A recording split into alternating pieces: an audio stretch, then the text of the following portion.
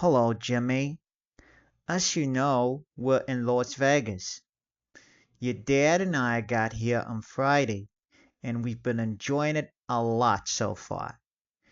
George doesn't like the weather much, though.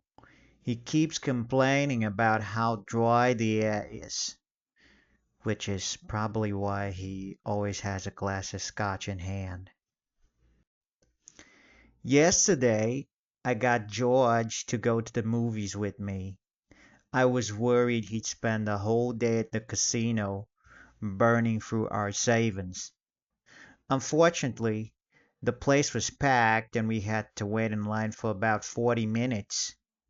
George wasn't happy about that. He said, I'd rather be playing blackjack. Anyway, the movie was some sci fi nonsense with that young actor you like, Timmy Chameleon or something. Never at a loss for a bad pun, your father said, though the movie was called Dune, they should have probably called it Dull. I can't say I completely disagree with him.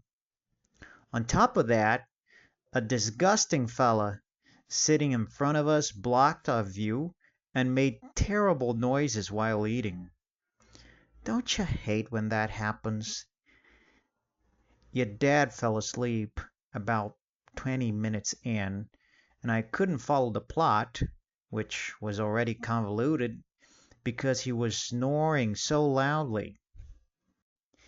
Your dad felt bad about embarrassing me in public, so he said he'd make it up to me by taking me to a fancy Italian restaurant. But being a Scrooge through and through, his idea of fancy was a dingy, mob-owned joint in a city part of town. It wasn't even, properly speaking, a restaurant. It was a pizza parlor. The pizza was actually pretty good though, especially like the garlic cheese pizza. It smelled and tasted delicious. Your dad, on the other hand, thought the Mexican pizza was too spicy and too salty and spent the entire afternoon complaining about it. He was also disappointed that the milkshakes weren't creamy enough. Back at the hotel, I noticed your dad was feeling a little melancholy. I think he even teared up. I figured the spicy pizza reminded him of your aunt, God rest her soul. She always overdid it with the spices. Turns out he was actually worried about his golf clubs. He said he missed them terribly.